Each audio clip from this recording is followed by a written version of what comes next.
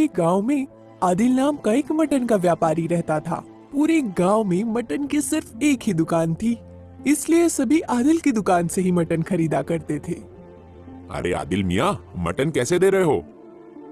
1 kilo का 200। ठीक है, 2 किलो दे दो। जी अभी देता हूँ। ताजा देना। बिल्कुल भैया, ये भी कोई कहने की बात है क्या? इस तरह से आदिल हर रोज मटन बेचा करता था और रात को दुकान बंद करके वापस घर जाता था। उसके परिवार में उसकी पत्नी और एक बेटा था। आदिल हर रोज सुबह सुबह उठकर पास ही के गांव से बकरियां लाने जाया करता था और बकरियां लाकर गांव वालों को उसका मटन बेचा करता था। इसी तरह एक दिन सुबह आदिल पास ही के गांव के बकरी के व्यापारी रमेश के पास जाता है। जब व्यापारी उसे कहता है, अरे आदिल, सुना है तेरा धंधा तो बहुत अच्छा चल रहा है। हाँ भैया, बस घर का खर्चा चल जाता है। अरे अब झूठ भी मत बोलो, पूरे गांव में तुम अकेले ही मटन बेचते हो। तुम तो मनमाने दाम में मटन बेच के खूब कमाते होंगे और मुझसे तो सस्ते दामों में बकरियां लेकर जाते हो, तो मुनाफा तो बहुत होता होगा। नहीं भैया, ऐसा बिल्कुल नहीं है। मैं तो कम से कम दामों में मटन बेचता हूँ। मैंने गांव वालों से कभी कोई बेईमानी नहीं की है। अच्छा ठीक है, वो सब रहने दो। तुम्हें बस ये बताना था कि बकरियों का चारा बहुत महंगा हो गया है, तो उनकी देखभाल करने में बहुत खर्चा होगा, इसलिए आज से बकरियों के दाम भी बढ़ गए हैं। एक बकरी 4000 की मिलेगी। अरे नहीं नहीं भैया, ऐसा मत कहिए। इतनी महंगी बकरियां मैं कैसे खरीद सकूंगा? और अगर बकरियां इतनी महंगी खरीदूंगा तो इसका मटन सस्ते दामों में गांव में जाकर कैसे बेचूंगा? देखो भाई, लेना है तो लो, नहीं तो आदिल और के भी है। पास बकरी खरीदने के अलावा और कोई रास्ता नहीं था, क्योंकि रमेश को छोड़कर गांव में और कोई भी बकरियां नहीं पाला करता था।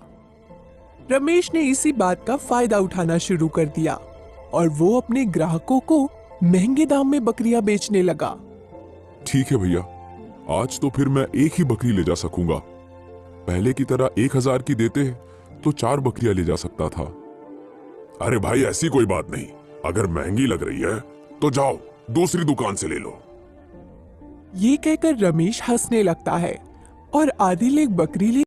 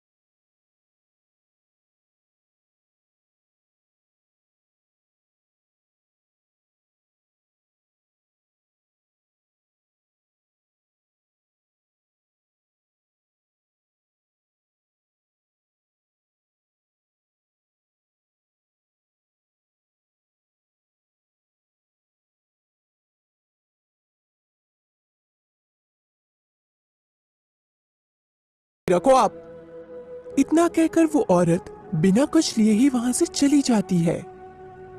कुछ समय बाद और भी ग्राहक आदिल के पास आते हैं, लेकिन महंगा होने के कारण कोई भी उससे मटन नहीं लेता और सब उसे भला बुरा कहकर उसकी दुकान से चले जाते हैं। अरे ये क्या, ये तो सरासर लूट मचा रखी है। इससे सस्ता तो शहर में मटन मिल जाएगा। शाम हो जाती है, लेकिन आदिल की कोई बिक्री नहीं होती।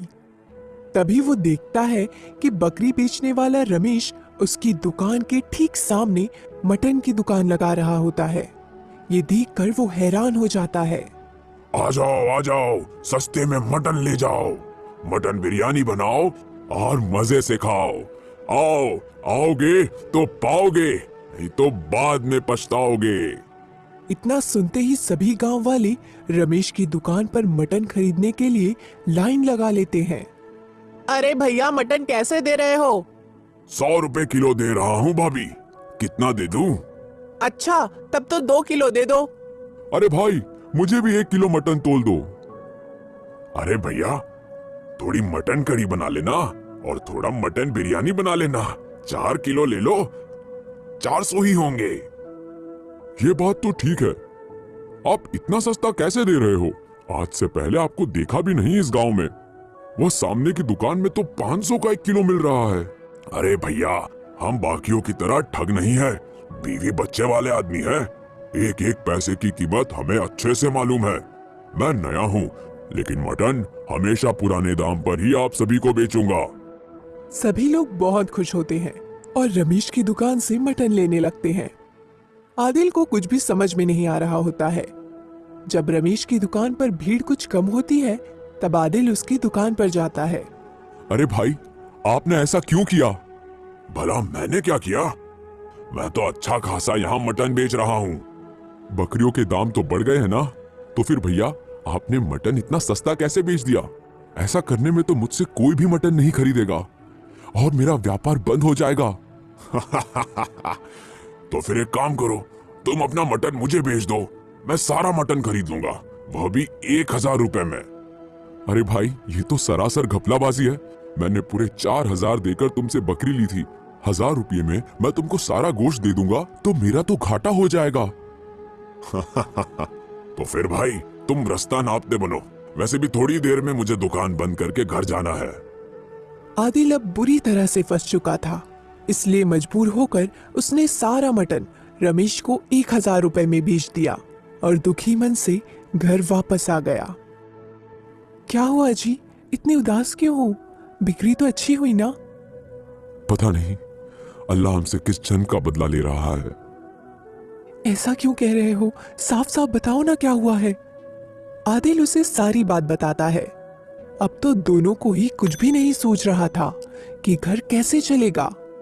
उधर रमेश भी दुकान बंद करके अपने घर पहुंचता है तो उसकी पत्नी रानी उसे कहती है, आ गए पतिदेव, लाइए इतनी कमाई हुई है, इधर दीजिए। अरे भाग्यवान, कभी पानी का भी पूछ लिया करो। ज्यादा मचमच मत करो, रानी नाम है मेरा।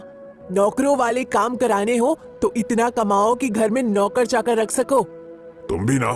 अच्छा छोड़ो, आज तो पहले से भी और ज्यादा कमाई हुई है, पूरे 60,000। आज क्या तिगड़म लगाया तुमने? रमेश उसे सारी बात बताता है कि कैसे उसने सस्ता मटन बेचकर आदिल का धंधा चौपट कर दिया। इस पर रानी उसे कहती है, अरे मेरे मूर्ख पति देव, मेरे मायके से मिली सोने जैसी बकरियों को तुमने इतने सस्ते में कैसे बेच दिया? पता भी है सोने का भाव कितनी तेजी से आसमान छू रहा है। मुझे पता था तुम यही कहोगी, लेकिन मैं और करूं भी क्या? घर में आते ही तुम पैसे मांगने लगती हो। कहां से लाऊं इतने सारे पैसे? और तुम्हें ये कहां से सोने की बकरियां दिखती है? हाँ, रानी नाम है मेरा, पैसे तो चाहिए ही मुझे, वो भी बहुत सारे। और हाँ, मेरी बकरियां किसी सोने से कम नहीं है। अब कल से तुम ठीक वैसे ही करोगे जैसा मैं तुम्हें कहूंगी। क्या करना होगा मुझे? जानवरों को बड़ा करने के लिए और उसका वजन बढ़ाने के लिए शहर में दवाइयाँ मिलती है। अब से हम सस्ते दाम में बकरी के बच्चे को लाएंगे और उसे दवाइयाँ खिला खिला कर बड़ा कर देंगे और उसी के मटन को गांव के बाजार में बेचेंगे। बकरी का वजन बढ़ेगा तो मटन बेचने में और भी मुनाफा होगा। समझे मेरे उल्लू पति देव?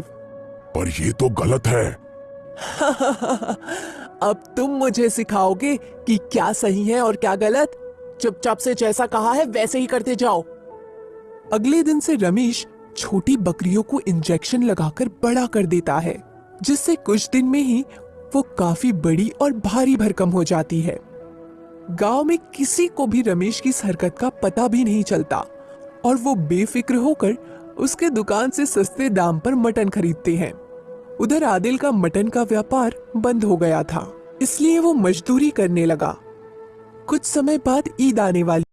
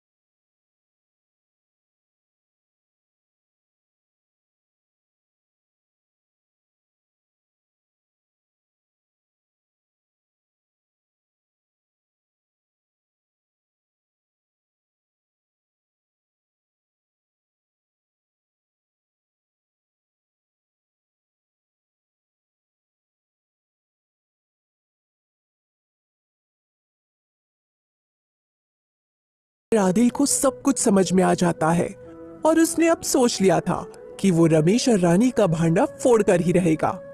ईद वाले दिन रमेश 100 किलो मटन लेकर सरपंच के घर पहुंचता है। लेकिन जब दावत में लोग मटन बिरयानी खाने लगते हैं तो सरपंच देखता है कि बिरयानी तो कम पड़ रही है। अरे ये क्या, मैंने तो इतनी सारी मटन बिरयानी बनवाई थी, फिर भी यह कम कैसे पड़ सकती है? ऐसे में तो सभी लोग मेरा मजाक उड़ाएंगे। वो बहुत घबरा जाता है। तभी वहां आदिल आता है और सरपंच जी को अपने फोन में रिकॉर्ड हुई रमेश की काली करतूतों को दिखाता है। सरपंच जी, ये रमेश ना जाने कब से ऐसे दवाइयों वाले मटन को पूरे गांव में बेच रहा है। इसी को खाकर कई बार लोग बीमार भी हो गए हैं।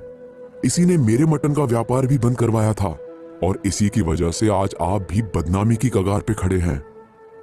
इतना सुनते ही सरपंच तुरंत रमेश और उसकी पत्नी रानी को पूरे गांव वालों के सामने बुलाते हैं और गांव वालों को सारी बात बताते हैं। सभी गांव वाले गुस्से में उन्हें मारने के लिए आगे बढ़ने ही वाले थे, तभी आदिल उन्हें रोक देता है और उन्हें समझाने लगता है। उसके बाद रमेश की पत्नी रानी कहती है, मुझे माफ कर दो आदिल, मैं पैसे की लालच में अंधी हो गई थी। हम दोनों ये गांव छोड़कर चले जाएंगे और एक नई जिंदगी की शुरुआत करेंगे।